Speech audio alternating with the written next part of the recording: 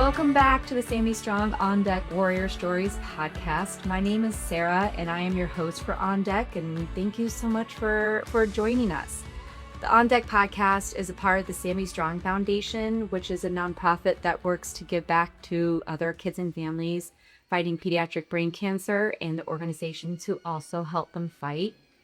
On Deck is a place where we share just real stories behind pediatric brain cancer. We have incredible families that come on and share about their stories in the hopes of helping and connecting with other families.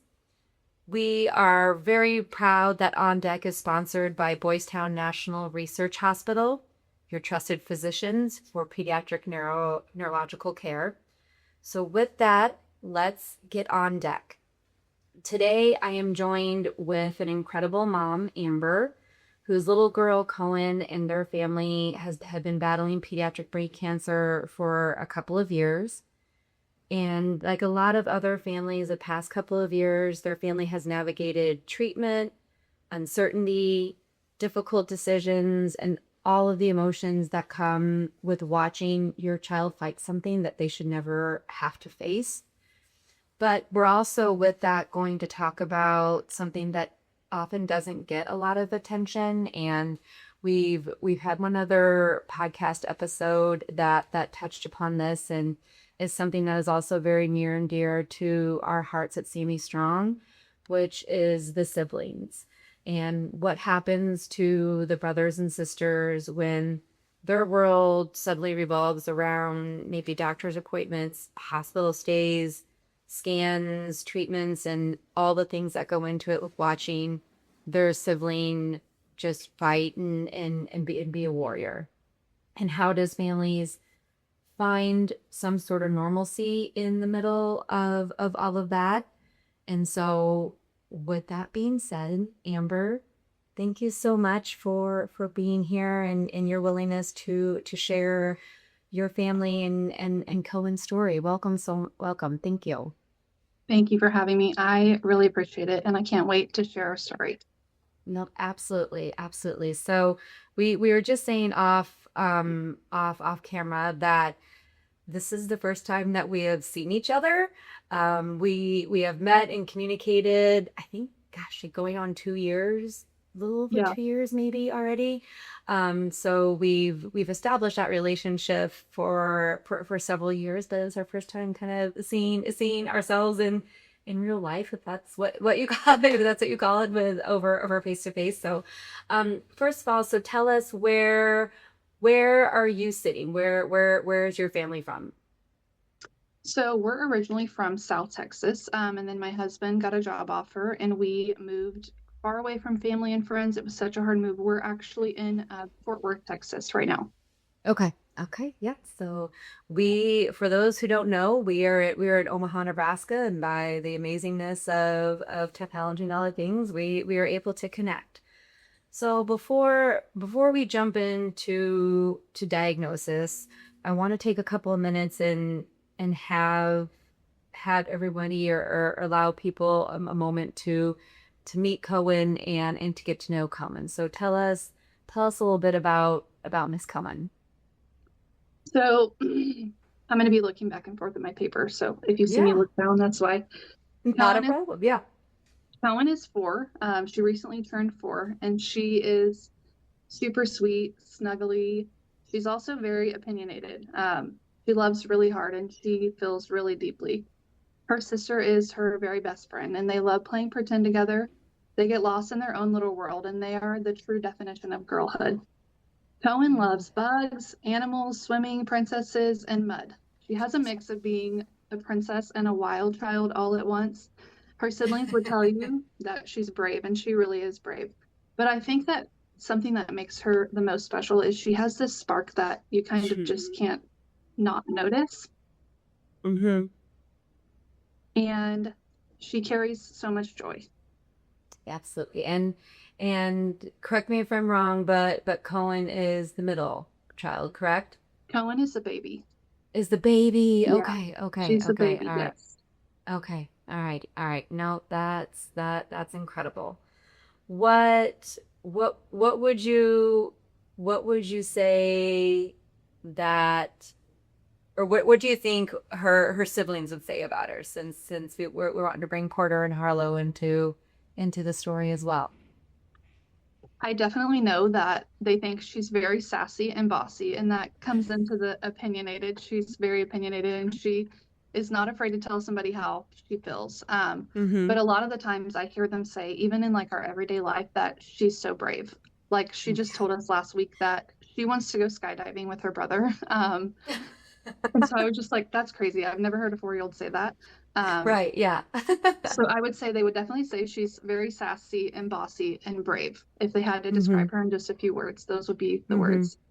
Yeah, yeah, that's incredible. That's incredible. So I love I love being able to really start with getting to know the kiddo before the diagnosis, because I think, and understandably so, like when we get into the story, it can very much turn into like the journey of like diagnosis and treatment and all of those things that come along with it. But I think it's also really, really important to make sure that in this case, the little girl, that Kohen isn't being, what am I trying to say, isn't being forgotten, or isn't, or just realizing that like they're at the heart of it, there is a little girl that is not only brave but is also sassy and eventually wants to go skydiving, and and all those things, and of just there's so much more to all of these kiddos of who they are, as opposed to just a warrior and just cancer. And so just that component of these kiddos are just so much more. So with that being said, can I take us back to the beginning, and of what kind of started your family's journey with pediatric brain cancer? Of Was there something that had you guys kind of like a red flag go off, or realize that something just isn't right? So, as we've learned over the years, when you receive like a diagnosis like this, you try to go back and like pinpoint all of the signs or things that might have led up to the diagnosis. For us, the only thing that we ever noticed, about 7 months prior to her diagnosis, she was having multiple severe breath holding spells, which is basically where she would get hurt or she would be upset and she would scream until she stopped breathing. At this time, she was only 17 months old, 16 months old. Um, so we brought it up to the pediatrician. We Googled everything, and it seemed like it was a pretty, anomaly for a toddler. Um, she had told us some few like tricks or tips and tricks, and so we tried those. They worked for a while, and then she had a really bad, severe breath holding spell, and she did not start breathing again. Oh So we called gosh. 911. They admitted Yeah. us.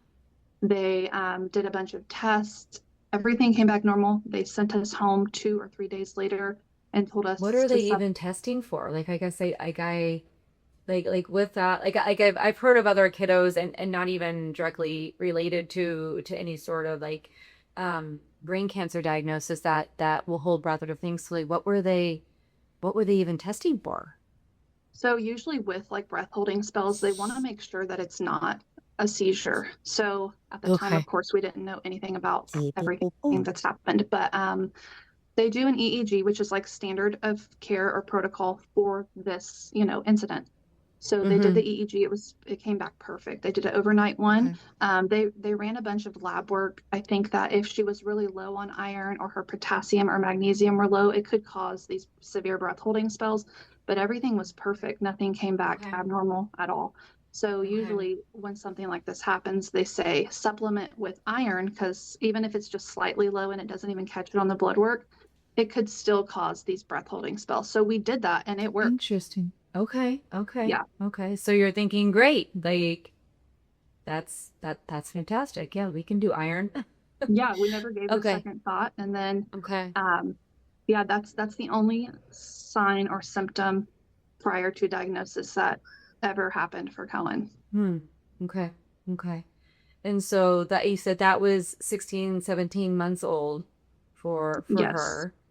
And so then did did things kind of just continue on like normal, if you will, for a certain amount of time, or what would happen next? So yeah, things continued as normal. There were no hiccups. She had these breath holding spells every so often, I would say maybe one every 2 weeks, and it was always from pain or she just got really upset. Mm-hmm. It was never, there was never not a trigger. So she was always a triggered event. And Mm-hmm. so we continued doing the iron, but they were mild compared to the really bad one. Um, so life continued on as normal. And then do you want me to just kind of jump into diagnosis day, or is there anything you want to ask Yeah, in between? yeah, no, wherever you feel comfortable. Yeah. Okay. So kind of just fast forward a lapse of time. I guess my time is kind of fuzzy as Sure. I'm looking Yep, I back, understand that. but it was definitely between the breath holding spell incident in the hospital to diagnosis was between 6 and 7 months. Okay. So Okay. there was a Okay. lapse where like everything was Every seemingly fine. Right, right. So Cohen's diagnosis happened quickly and it wasn't drawn out like most people. Um, it was actually our middle daughter's fifth birthday. We were celebrating with friends. Cohen actually had a seizure that caused her to fall. And Oh, she was climbing up a play set. She was on the third step. So think like the wooden backyard play sets. okay, okay, When she okay. I fell see it. backwards, we were all very close. But of course, time just moves so slow in incidents like that. She Mm-hmm. hit her head on a toy as she was falling down. Okay. So she continued to have a seizure. It was like one of the huge seizures you see in a movie, except it was worse. Um, it was called a grand mal seizure now that I know what it is. Mm-hmm. There was a Mm-hmm. fire department 2 streets over. So me thinking we're going to make it there before 911 makes it to us. We rushed her to the fire department. She Mm-hmm. wasn't breathing. She was convulsing and I remember she was so tiny. I Yeah. remember feeling the feeling of holding her tiny body in my hands and the pain that I felt thinking I was going to lose her right there. Mm-hmm. Unfortunately, the fire station was closed. So we went back to my friend's Oh house. my I goodness. could hear the ambulance circling around her neighborhood, but they couldn't find us. We were in the front yard. Cohen was laid on a blanket, and I was on the phone with the 911 operator following instructions in case we needed to start CPR. Mm-hmm. There were neighbors that came out of everywhere to try to help. Multiple people were calling 911, trying to tell them exactly where we were at. Mm-hmm. They finally arrived. I remember sitting in the ambulance while they tried to stop the seizures for over 30 minutes, all the way to our local Oh children's my hospital. gosh. During that time, I called everyone I knew and I was begging for prayers. Once we arrived at the hospital, she went through trauma because of the head injury. Mm-hmm. I remember as soon as we went through the double sliding doors, there was about 20 people in the really small room that we entered. Everyone was doing something. They cut her clothes off, intubated her, and they gave her multiple shots in her legs, and she finally stopped having the seizures. Wow. Every single person there was doing something. During this trauma visit, they instantly do a CT because of the head trauma and the fall. Mm-hmm. I remember a man with glasses, and he had a red beard. As soon as the CT came back, he read it to me and told me that she had a mass on her brain. I remember I was standing and then I was on the floor. It was horrific. Though I was still optimistic, I didn't yet know the cruel world of pediatric cancer. I thought maybe it could have been a cyst or a fatty deposit. Mm-hmm. At this time, my husband was over 12 hours away. I had no Oh. family close. He then arrived to find our baby connected to a bunch of machines. She had been moved to the PICU, where they planned the next day to do a sedated MRI of her brain and spine. They took her back, so she stayed sedated for about 24 hours. Okay. Before And was she that even made just it, to kind of keep her calm or regulated to not have another seizure potentially, yes, or okay, yeah, because she okay, was such high risk for seizure. They okay. kept her sedated and they knew she would have to be sedated for the scan. So they just kept her Yes. Okay. sedated. And I can Okay. remember never being in that, setting before. I can remember when she was sedated and she would make like the tiniest little move. And in our hospital, it's set up one patient per one nurse. So Okay. anytime she would make even the slightest little move, they would come in and push her medicine. And I mean, she was connected to so many things. I still don't even know what all of the things were, but there were just so many machines, and like you could just walk in and be at her feet because the room was so small. There was so much stuff behind her. Mhm. Um, so the next day they did the sedated brain and spine MRI. And before she even made it back from the MRI, they called us and we met the team in the room where she would be coming back to after her MRI. There was a team of doctors, oncology, hematology, neurology. I mean, there was so many. I didn't even know what any of these, professions were at this time. The doctor who gave us the diagnosis, he was very stoic, emotionless. He said the news was bad, that she had a cancerous brain tumor, and the odds were 50-50. 50% we would need to make plans now, or 50% we would fight like hell, but we would have time. He called it the bad cancer or the good cancer. After those words, I had a full-blown panic attack. It felt like someone had buried my head in the sand and I couldn't hear correctly. I was hyperventilating. Thankfully, my husband's military training kept him just calm enough to gather the information that we needed. Our world stopped spinning. I do remember immediately I down spiraled and tried to gather as much information as I could. I needed something tangible, and the internet is how I got it. I connected with parents in similar situations, and that helped ease my mind a lot. Mhm. And so knowing obviously what we know now, was the seizure more caused by the brain tumor or by the fall? Like, because it sounds like as scary as the fall is it kind of was able to highlight an arrow pointing to something else. Right. And now looking back, it had to happen. She had to have the Mm-hmm. seizure so we could find the tumor. Um, Mm-hmm. so now we do know that because of her diagnosis that she just recently got, which is epilepsy, Mm-hmm. um, it is from the tumor. The seizures are Okay. coming from the tumor. Um, Okay. there's not enough research to say that the breath holding spells are also, but because of where her tumor is located, it is right. It is right on the center of the brain that controls the breathing and the heart rate, which makes sense for a Okay. breath holding spell. I Okay. mean, she Yeah. stops breathing and basically her heart stops beating for a few seconds. So Mm-hmm. um, her neurologist is very, very, very, very sure that it is both of the seizures and the breath holding spells are from the tumor. But of course, there's no Okay. clinical records or information that Right. state that Right. exactly. Okay. Okay. And so with that information,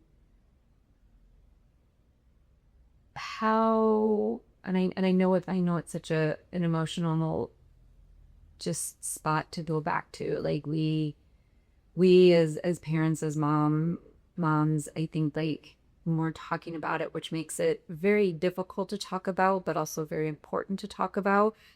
Like we go back to that moment, like our mind and body like just kind of go back to that moment just because it's so just life changing. But so you're getting this information, all of these emotions, like what you start reading everything that you can. The internet can be a wonderful and amazing and scary place all at the same time. So what do you what I guess what was your and your husband's like first kind of thoughts and line of defense of like, okay, what do we do from here? So I think initially, like we were both in a state of shock um, for quite a while. So we stayed in the hospital for a couple of days, and this was 4 days before Christmas. So Okay. not everybody who needed to be there on our team was there. There were Mm-hmm. people out of town for Christmas, Mm-hmm. visiting family and other things like that. But I guess once we kind of snapped out of it and realized like this is our reality, there was almost like an urgency. And I think for us, the urgency was we didn't feel comfortable where we were at. Okay. It didn't feel right. It didn't fit. And I can remember at this point, we had already told like our friends and family what was going on.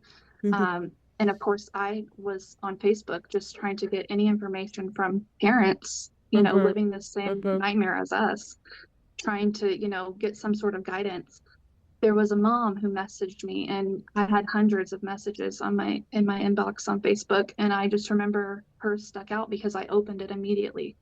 And she said, you need to get your child to St. Jude.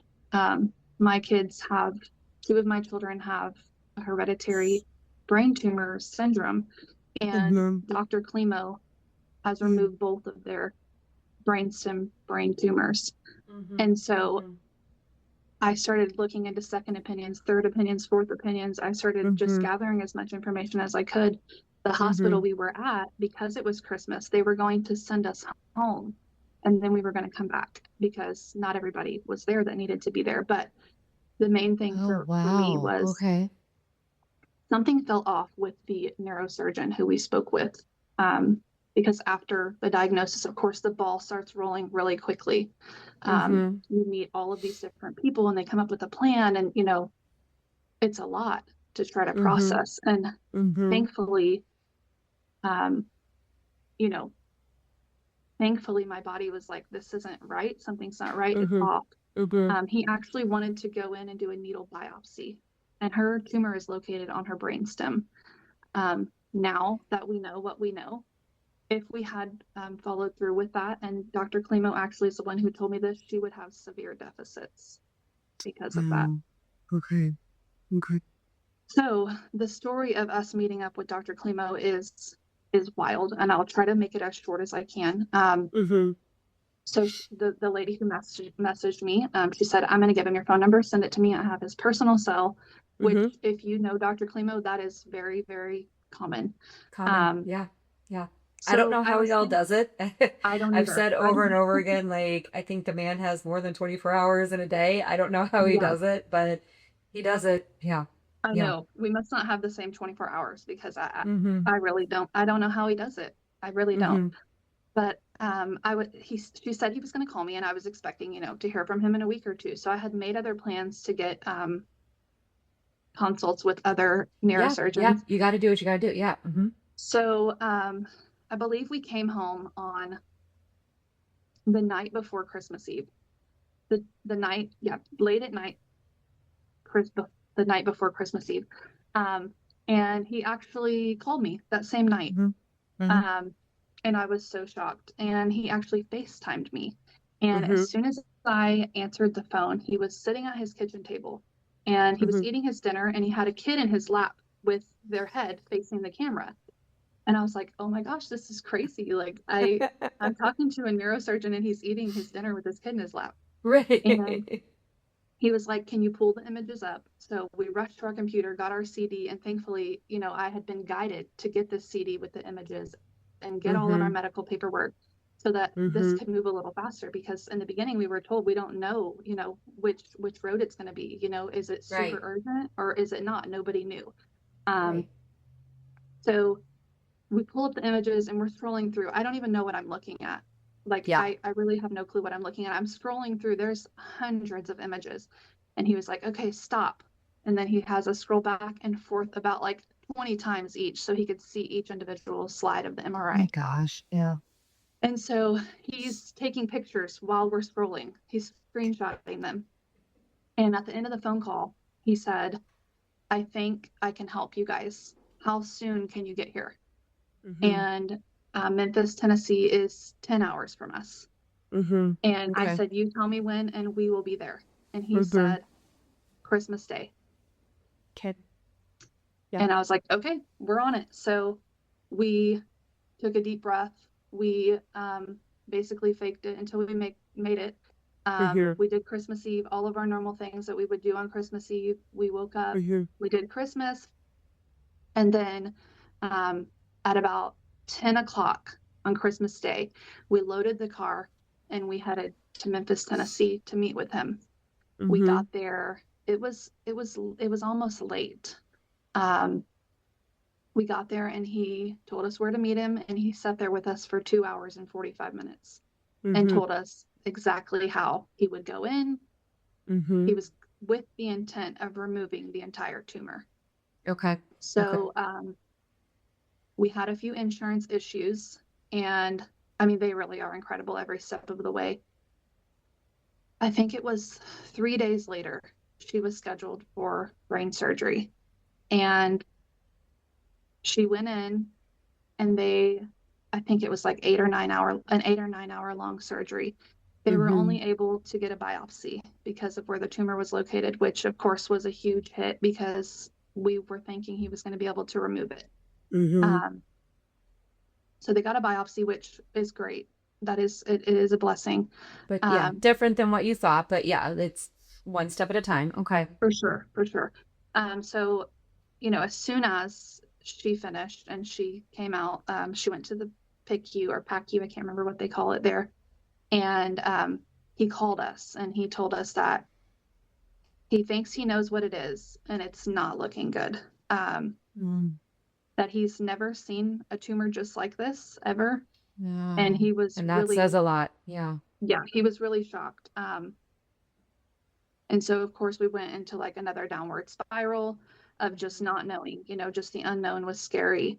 Um, and so, fast forward, she healed great. We went home like, I think 6 days later. It was crazy because I thought she would be like, you know, down for weeks. And Mm-hmm. that Mm-hmm. same night, she was up and Yeah. running. And I mean, she has a 6-inch incision on the back of her head, and Mm-hmm. she's running like four I tell hours you, these after brain kids, surgery. yeah, I don't, yeah, we say that often too. Sam was up and he had some deficits right after his second surgery, just with like weakness on his right side. But even with that, like we like now we say kind of funny, but it was like incredible of like he was pitching a soft baseball two days later, and I'm Oh like my I goodness. I don't think I would. I I don't know either. I wouldn't be doing that. I But yeah, it's same. these kids are just they're just another level of Resilient. every morsel being incredible. Yeah. Yeah, Yeah. I agree. When you guys went down there for surgery, was it the three of you? Was it the whole family? Like how did you guys navigate that? So it was a lot of unknown, and I wrote some more information towards like the back when we get into the siblings. Hmm. Um, I was scared for them to see what Oh we were yeah. seeing. Yeah. And I kind of wanted to protect them from that as much as I could Mm-hmm. because I knew what was about to happen. Um, Mm-hmm. and I didn't know what the outcome was. So I was Mm-hmm. scared. I was scared. So Yeah. they did not come with us. Yeah. The original trip, it was me, my dad, my Mm-hmm. stepmom, and my husband, and then Kohen. Um, Okay. our Okay. our family came. They actually live 6 hours from us, so our family came. They kind of huddled together, and they stayed with our big kids at our house for the next, I guess, like 2 weeks was the time span they Mm-hmm. stayed. Mm-hmm. And just took care of the big. In my mind, I wanted them to stay in their normal schedule and give them every Mm-hmm. bit of like Yeah, normal I can that I understand that. could Yeah. in that Yeah. time. But looking back, I would probably do it so differently, um, because it was scary for them too, Mm-hmm. and they Mm-hmm. wanted to be with us. Mm-hmm. But and I think that that's so hard and a really powerful like perspective because I think that's so hard to kind of navigate of like unfortunately I think that they're going to be scared either way. Right, They're going to be scared because they're not there and they want and they want to be or they may want to be and different things and stuff like that because they want to be close to you guys, close to Cohen, and but then I 100% understand where you're coming from of like we don't even really know what this is going to look like, and so it's almost like I can't protect you for what I don't even know what to protect you from yet. right, And hospitals are scary and surgery, and like all these different things, like it's it I think either way, like it's gonna be hard, like when when Sam had his couple of surgeries and Our kiddos were a little bit older than your two at the time. I remember that's something that Lauren shared with us later was we were in the height of COVID when Sam was diagnosed. And so for better or for worse, that decision was kind of made for us of whether of who could be at the hospital or in the room, and who couldn't be. Um, but Lauren has now since kind of like the processing everything has said like as frustrated as she was during that time and as scared as she was during that time because she wasn't with us. She wasn't able to see Sam other than like, FaceTime and stuff like that. She was like, I think that also protected me because I didn't see the day to day of what he looked like, coming out of surgery or right after, and different things like that, that even to this day, she's like, yes, I wanted to be there, but I'm grateful that I wasn't. Hindsight being 2020, and that's always perfect vision. But yeah, I think it's so hard because like in the moment, I think, and even probably shortly after both her and Landon, would have been like, yeah, I wanted to be there, and different things where I think now, yeah, having that distance there, like I would have, but I think it would have been another layer of Hard. trauma for lack of better word, with that, because there's still some images in my mind, and I know that you have them too, of like there's still pictures, that just that I had like still on my phone, just as it's his story and his documentation, but like I don't want to look at him. I can't and I kind of like when I get close to him, I kind of scroll fast because I know where they're at, because like it's seeing something that you don't ever want to go through and don't really want to be reminded of, even knowing where Sam is now. He's overall doing great, but it's like I lived through it once. I don't want to see it again, and it's really hard with that. So I think it's a hard decision to especially with our other kids or their siblings. Yes, I agree. And I feel all that the same as you. Yes. And yeah. So got the biopsy, and he's kind of walking you through it, and he's a very, very calming presence. Again, I don't know how he does it with everything that he does, but and so he at that point in time, is he walking through kind of a game plan or ideas or options, or where were you guys at that point? So we weren't really given many options after her biopsy was done. He did tell us that the inoperative MRI was not looking good.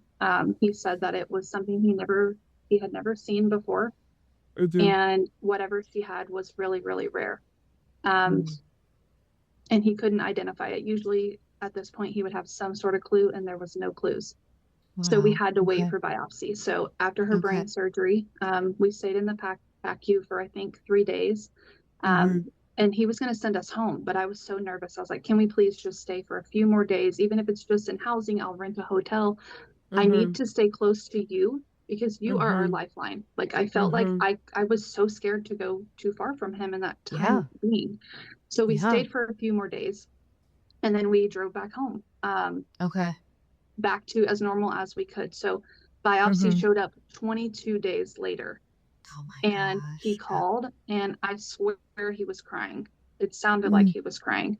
And so I was super nervous, and I was so worried, and we didn't know when he was going to call. It was just like a random call on on a Tuesday in the middle of the day. And thankfully my husband was home. So I put it on speaker, and we're like, he pulls his phone out and starts recording so that we don't miss anything. And he told us that we got the best news possible. That her tumor was a low grade astrocytoma. So her specific diagnosis is phlegmoric xanthosarcoma, and she has two very unusual and very rare genetic mutations. She has an NTRK2 fusion, and she Okay. also has a CDK N2A and B deletion. So these are mutations that the tumor itself carries, not her body. Okay. And he Okay. said with these two genetic markers, Mm-hmm. she is able to join a trial at St. Jude if Okay. that's what you guys want to do. And Mm-hmm. so, of course, we said yes. How could we not? Mm-hmm. Mm-hmm. So he said, I'm going to have the oncologist call you, and you guys just be prepared to be there for about a week. Mm-hmm. So she calls me like an hour later. She's like, are you guys' bags packed? I need you here like now. And Okay. so I was like, we will leave tonight. Mm-hmm. And we had planned to stay for a week or two tops. And so we pack all of our things, and we originally didn't take our kids at first because our older kids, we didn't know what the layout was, what anything looked like. They Mm-hmm. just told us pack our bags and head that Mm-hmm. direction. Mm-hmm. Um, in the end, we ended up being there for 5 months. Okay. Yeah. So 2 weeks after we got there, we got the okay to bring our older kids. And, Mm-hmm. that's one of our favorite things about St. Jude is that everybody can be there together. And that's Mm-hmm. important to us. Mm-hmm. Mm-hmm. But that's kind of how everything started, and Mm-hmm. um, pretty much the full like diagnosis story. Mm-hmm. Mm-hmm. How did you handle not only that uncertainty for those 22 days, but the uncertainty during the trial, the uncertainty during trying to do normal life during all of this, which I, I hate the word normal because I don't know what that is even before everything, but of like just kind of handling all of that. So I don't think that I actually handled it. I just kind of learned to live in it. Okay. Um, I kind of had to change my mindset to like, I cannot control everything, and I just have to live in the right now. Because if I looked too far ahead, it was scary. So Mm-hmm. I tried to just one day, even sometimes 1 second at a time, just try Mm-hmm. to move forward and try to be present in where I was at right then and there. And that is really Yeah. the only way I can think of how I got through. Truly, truly. And with that, do you feel like like your definition of good news has changed? Absolutely. Yeah. Yeah, for sure. Yeah. In the past, I would think that good news was like celebration or something Mm-hmm. huge, or, Mm-hmm. but now good news for me is even like the smallest things. Like, um, Mm-hmm. Kohen has a lot of neuropathy, so even just one Mm-hmm. full day of no pain, um, that's great news. Great And just news, watching her yes. play with her sister, and just doing Yeah. those normal day-to-day things, um, it definitely changed my outlook for sure. And has there been moments for you in your family where like you take a moment and you're like, gosh, we've been doing this for a couple of years. Like this, I still even do that where like, and not even like on big like days or like diagnosis day or or different things like that, which we do those days. That even like there's sometimes where it's just like, oh gosh, like we like we're several years into this journey. Did you guys have you guys ever had like moments or days like that where you're like, okay, yeah, like I'm kind of looking up, and yeah, we've been on this road for several years. Yeah, it kind of smacks you in the face out of nowhere sometimes. We're coming up on 3 years, and that just really sounds unreal to me because she's been living with this longer than she did without it. Mm-hmm. And that's really Wow, hard to gosh. swallow. So, Yeah, that just took my breath away of yeah, she's wow. Yeah, that gives me goosebumps. Yeah. I know. Yeah. Yeah. I want I wanted to talk a little bit and spend some time talking about the siblings, because that's such an important part of the story. And when a kiddo has cancer, and understandably so much attention goes towards that kiddo. But on and you're well aware, on the other side of that coin is the siblings that are also, they're not only trying to do things, in their lives and the duality of everything, but they're also there, like you said, watching all of this, and whether they want to or not, kind of have a front row seat to how everything has changed and everything is different, um and feeling a lot of the emotions that the adults feel too, and kind of having to sit with that as well. So tell us a little bit about Cohen's siblings, Porter and Harlow. So at diagnosis, Porter was 10 and Harlow was Okay. 5, which Okay. just sounds really crazy. It almost feels like years have been robbed from us, but like we've almost stood still.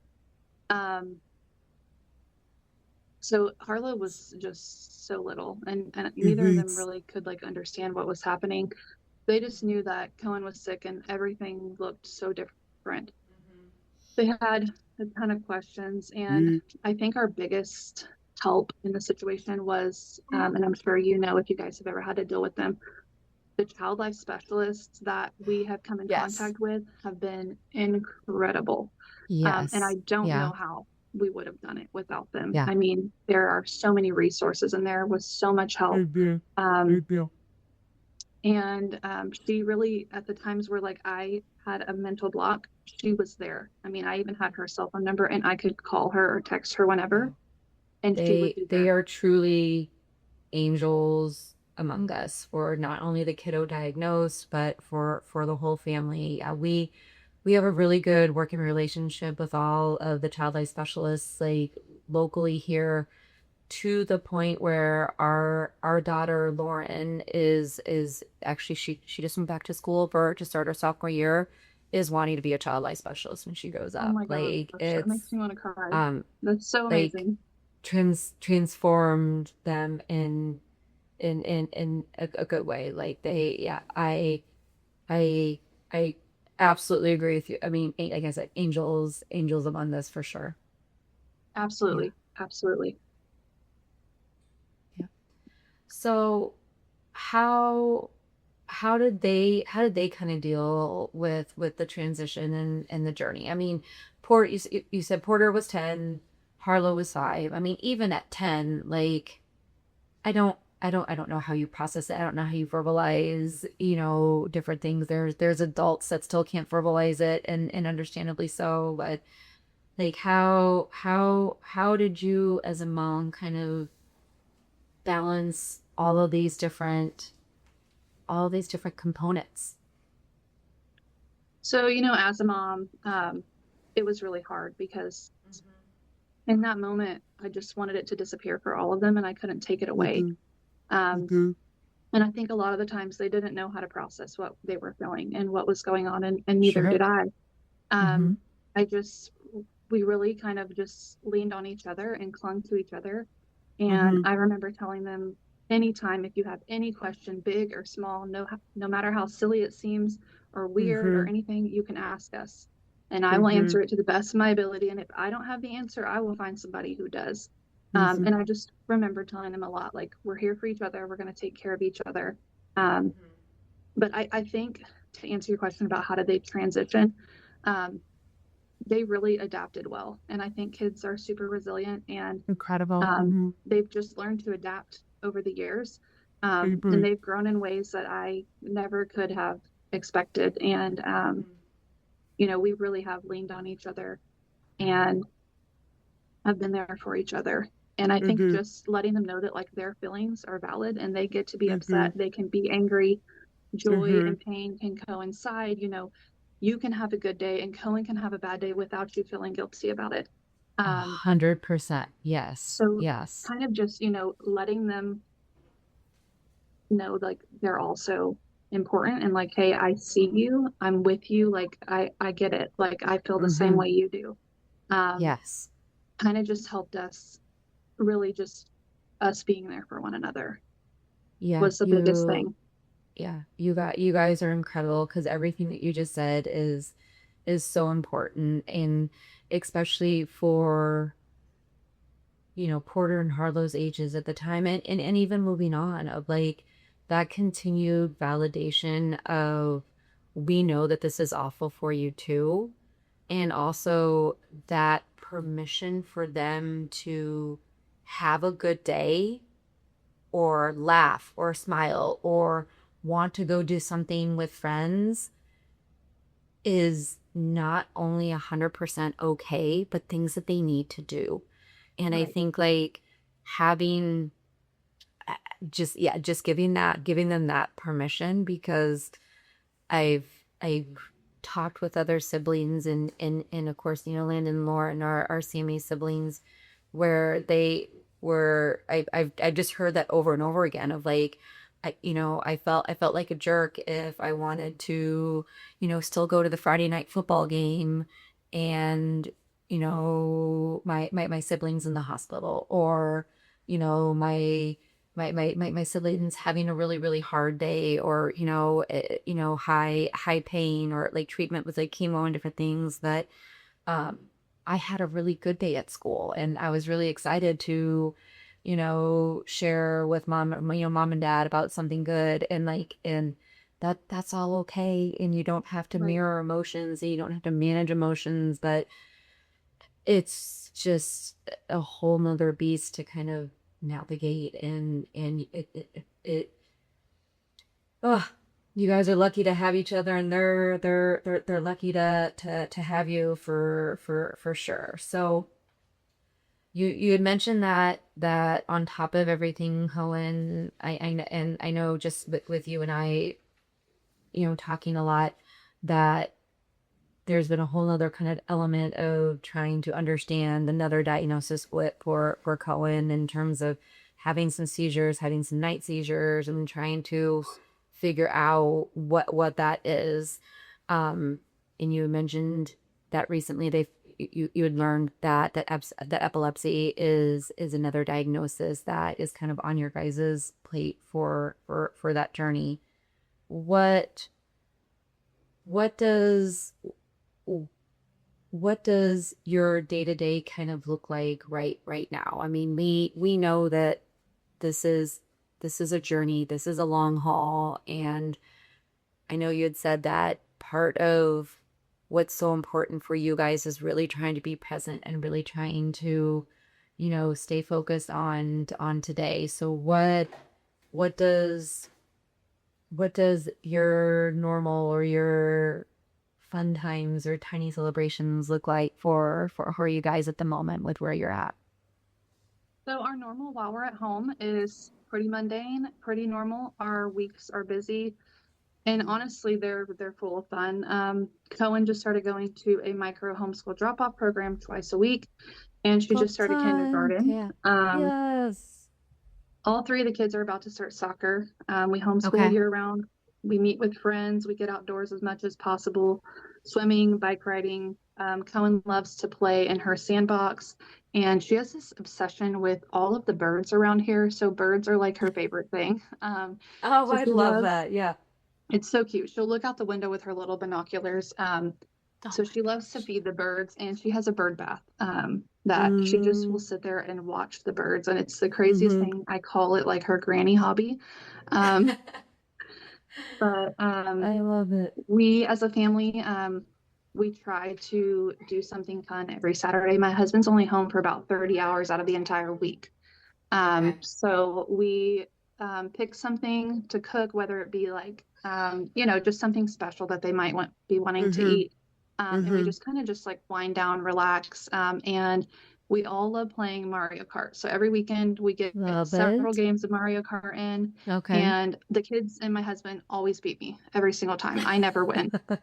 So it's pretty comical. And Cohen is Yeah, yeah. actually, for a 4-year-old, she's really, really good at playing Mario Kart. Of So course she is. Of course. That's love. that was shocking. It's like as soon as she Yeah. picked it up, she already knew. She already knew. But I love it. I wanted to kind of attach to that as well because while Mm-hmm. we're home, you know, things are super normal and Mm-hmm. you know, from the outside looking in, you might not even be able to tell that we've been through so much. And I Mm-hmm. think the hardest part for us is also a blessing because we do get to come home. Mm-hmm. But and it feels as close to normal as we're going to get.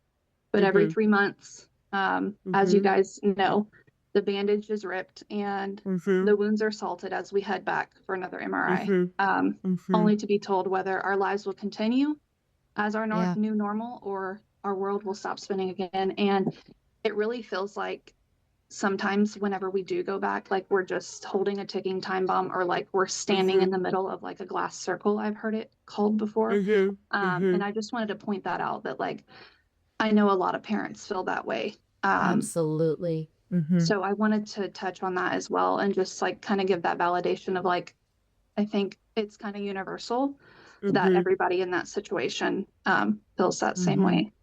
Yeah. And yeah, you said it. You said it perfectly. It really is, and it can be such a hard time, and um sometimes kind of a lonely time because it, it for better or for worse for the people going through it, better for everybody else. You don't really know what it feels like unless you're going through it. Right, And right. so it's yeah, to have that band-aid ripped off every time you go back, for you, for the kiddo going through all the appointments and the scans, for the siblings, I mean, grandparents have it's just it is. It's a ripple effect. For It sure. is. For sure. If you could tell a mom who feels like she has to be strong every second, what what would you say to her? So I would tell her that your child does not need you to be fearless. They just need you to be there and that you Mm-hmm. can be a broken mom and still be a good one. I love that. Yeah. Yeah. No, I love that for sure. I'm gonna steal that. No, that's incredible.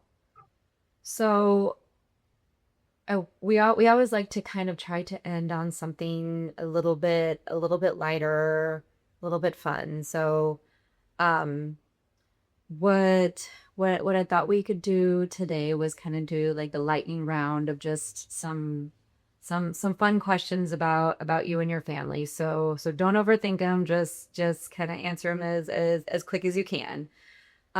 So first one is who in your family is most likely to sneak snacks when no one's looking?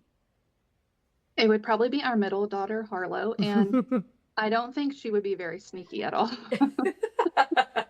She is the So she snack tries, she queen. just might not succeed Yeah, she's the with snack it. queen. She loves Okay. snacks. Yeah. Yeah, we call her middle an elf too. She loves the snacks and the sweets. Who's the funniest in the family? Um, Definitely Cohen. She is Okay. always keeping us laughing. Mm-hmm. Perfect.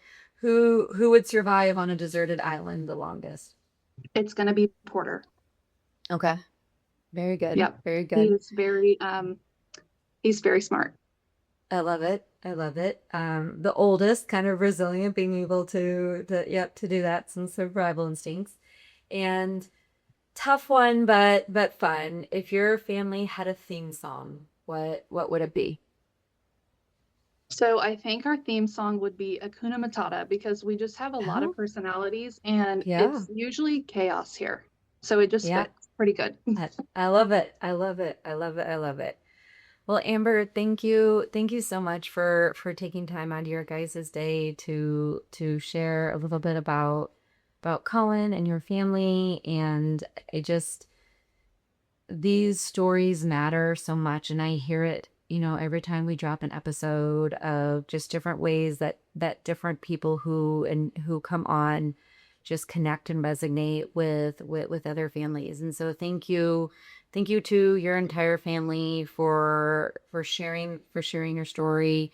And we hope that by sharing it, another family, like you've said throughout, just feels a little bit less alone, and know that there are people out here. I say a lot of the pediatric brain cancer family is never a family that you want to join, but it is definitely a mighty and a very supportive family. So thank you so much I know all the kids are there. Thank you so much for taking the time to come on. And to everyone listening, if you want to learn more about the Sammy Strong Foundation, please check out our website at gosammystrong.com. If you are on social media, you can find us on any social media, Facebook, Instagram, LinkedIn at gosammystrong. And you can find this episode and other episodes on our YouTube channel, Spotify, and coming soon to Apple Podcasts and iHeartRadio. And as usual, this episode of On Deck was brought to you by the Boys Town National Research Hospital. Backed by 40 years of life-changing research, Boys Town Hospital and medical clinics provide the latest, most innovative care to their patients. Please visit boystownhospital.org to learn more about their specialty services, including their pediatric neuroscience program. And thank you to everyone. We'll see you next time on Sammy Strong On Deck. And remember, you are not alone, and to always keep fighting because hope's on deck. Thank you so much, and we'll see you next time.